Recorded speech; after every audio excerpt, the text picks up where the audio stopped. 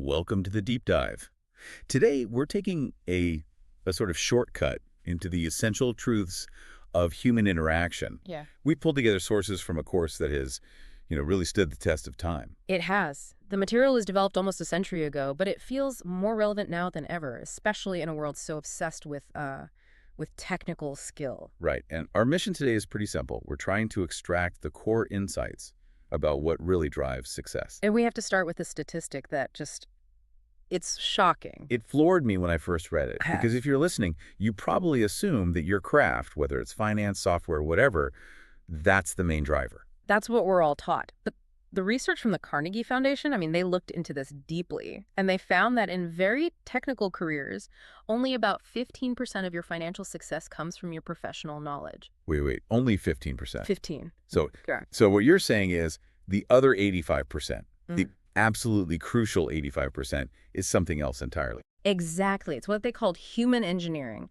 Your ability to communicate, to lead, to get your ideas across, and, well, to direct people. It's personality. So if you're looking to fast-track that vital 85%, then this deep dive is definitely for you. To really get the power of this stuff, you have to understand the context. This training just exploded during a time of enormous instability. Massive unemployment. Right. And you had all these highly educated people realizing that their knowledge by itself just wasn't opening any doors. And the sources tell this amazing story from New York. Something like 2,500 people, we're talking executive professionals, they all rushed to the Hotel Pennsylvania. All from a single newspaper ad. A simple ad. They were tired of believing that technical skill was the open sesame to success. They saw that the people getting ahead, sure, they had the knowledge, but they also had something more. They had the personality, the ability to speak, to command a room. The conclusion was pretty stark, wasn't it? That personality and expression were more important for leadership than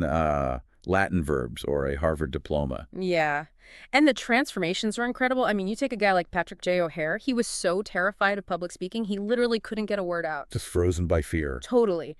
But he learned these principles, found his confidence, and boom, he becomes this brilliant communicator, rises up fast in sales. But what about Godfrey Meyer, the banker?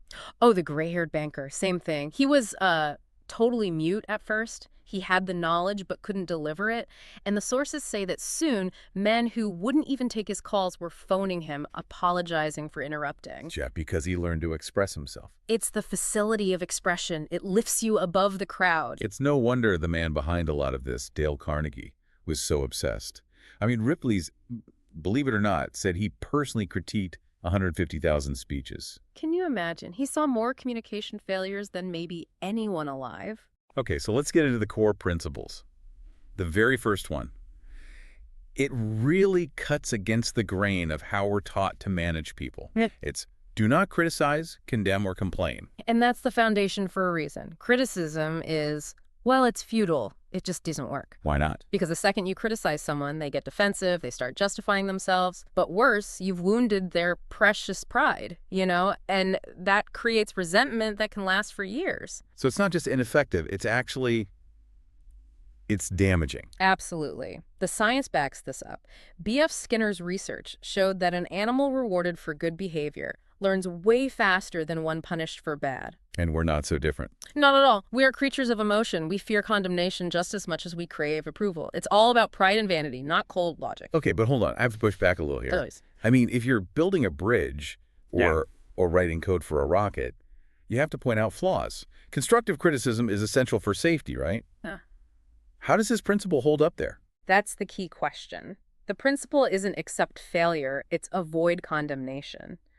There's a difference. Look at the story of the helmet rule. The construction workers. Right. The safety coordinator, George B. Johnston, his job was to get them to wear hard hats. So at first, he used his authority. He criticized them, demanded they comply. And what happened? Well, they put the helmets on while he was standing there.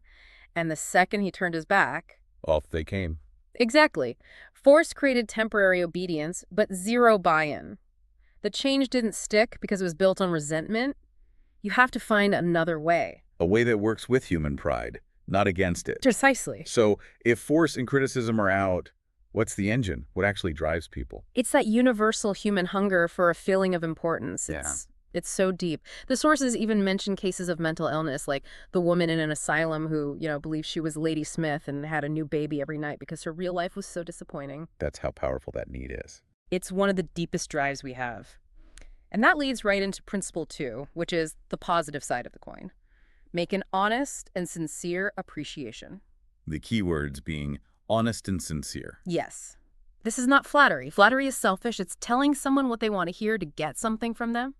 As General Obregon said, do not fear the enemies who attack you, fear the friends who flatter you. Right. Sincere appreciation is different. It's altruistic. And it can be so simple. There's that great little story about the post office clerk with magnificent hair. Just a small, genuine compliment, and the guy's whole day is made. Someone saw him. That's so true. I love the story of Senior R and his wealthy old aunt. Oh, that's a perfect example. Yeah. All the other relatives were just circling, waiting for her money. That he took the time to genuinely admire her house, her treasures, the life she'd built.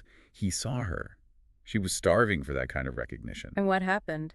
She gifts him a nearly new Packard car. Not because he asked for it, but because he gave her something she valued more than money. Sincere appreciation. That focus on the other person, it connects directly to the key to persuasion, doesn't it? Principle 5, talk about what they want. Yes. This is everything. If you want someone, Woodrow Wilson said it best. If you come at me with your fists closed, my fists will double up just as fast. But if you come to talk, to find common ground, then you can get somewhere. Hostility just breeds more hostility. There's that engineer, O.L. Straub. He needed his rent lowered, and his landlord was known for being intractable. A tough customer. Yeah. So instead of making demands, he starts with a friendly letter. He actually praised the building and acknowledged the owner's challenges first. He disarmed him. Completely. By starting friendly, he changed the whole dynamic. The owner felt respected, not attacked, and he actually granted the rent reduction. Which brings us to another disarming tactic. What if you're just flat out wrong? Principle 3, admit it immediately and emphatically. It's the ultimate power move, in a way. Anyone can make excuses. But to admit your mistake with no caveats, it inspires generosity in the other person. You take all the fight out of them. This actually happened to me. It's funny. I was in Forest Park walking my dog, Rex, and he was off leash, which was a big no-no. And a policeman saw you. A mounted policeman. And he'd warned me before. So instead of waiting for him to yell at me, I just ran up to him. You beat him to the punch. Totally. I said, "Officer, you got me. I'm guilty. No excuses." And by admitting it so forcefully, I took on the role of the critic myself. So what did he do? He immediately switched roles. He became the sympathetic one. He started making excuses for me, saying, "Oh, I know it's temptation with a little dog. He just told me to keep him out of sight. No ticket, no argument." You avoided the fight and preserved the goodwill, which leads us to correction. How do you guide someone without wounding them? Principle 7 is to call attention to mistakes indirectly. This is where we have to get rid of the word "but." Yes, we do it all the time. Johnny, you're doing great in history, but your algebra grade is terrible.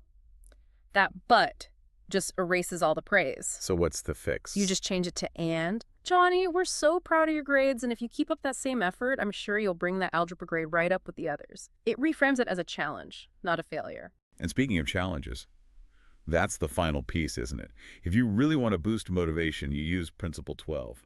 Throw down a challenge.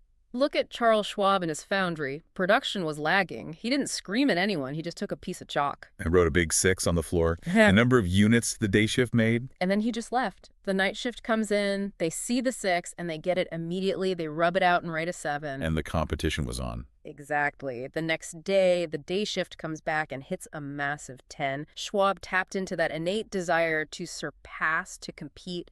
The challenge drove the results, not criticism. When you put all this together, what really stands out is how simple these principles are, and yet how often we ignore them. That 85% of our success, it's never about force. No, it's entirely about understanding and mobilizing the desires and really the self-regard of other people. It's about being sincere with your praise and making the other person feel genuinely important. The politician Jim Farley knew this. He realized that the average person is more interested in their own name than all the other names on earth combined. Just remembering and using someone's name is maybe the most effective compliment you can pay. It feels like magic, but it's paying attention. It's a small detail that we so often dismiss.